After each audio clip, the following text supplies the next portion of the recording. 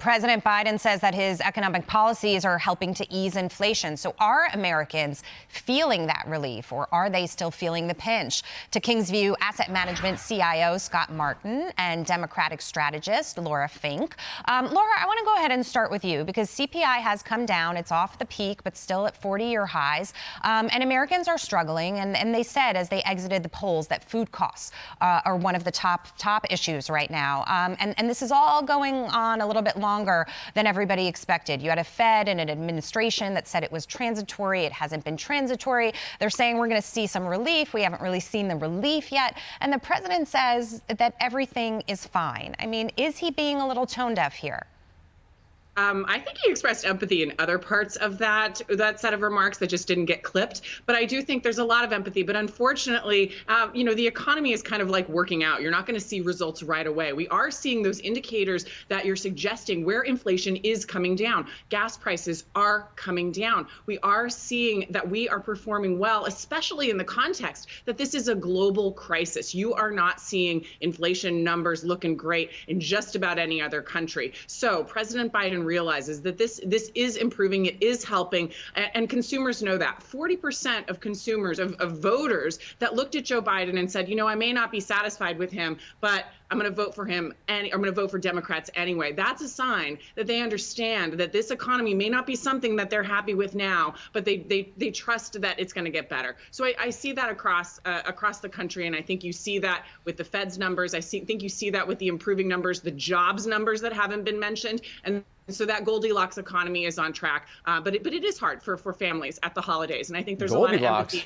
Yeah, Scott, I'm going to let you take a little bit of a stab at this with the rebuttal there, because I think the results that we saw in the midterms were people putting other issues like abortion ahead of the economy, even though they said that the economic environment, they're struggling in it right now. Having said that, we do know the Fed is going to have to keep raising interest rates to continue to cool this economy. The housing market has certainly suffered, and while the job numbers don't show it yet, Scott, I imagine at a certain point there will be a tipping point. Hearing from companies like Meta and Amazon that they're laying people off in droves. And Jerome Powell told us Americans are going to have to lose their jobs here.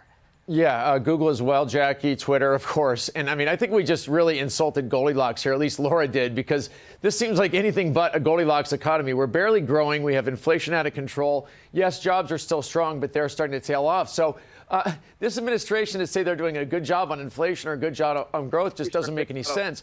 Going forward also, too, with respect to the Fed, they've got a couple more rate hikes behind them, in front of them, rather, Jackie. But then what happens? Because the Fed needs to take a break and see what damage they've done to the economy already. That should bring inflation down, but not hiking rates a lot further. That's not going to help growth at all, and therefore put us into another recession. Laura, I want to come back to you because I like the analogy that you make that when you try to initiate change, it takes a while, like going to the gym and trying to see results with your workouts. But having said that, Americans have been going through this for well over a year, approaching 2 years now.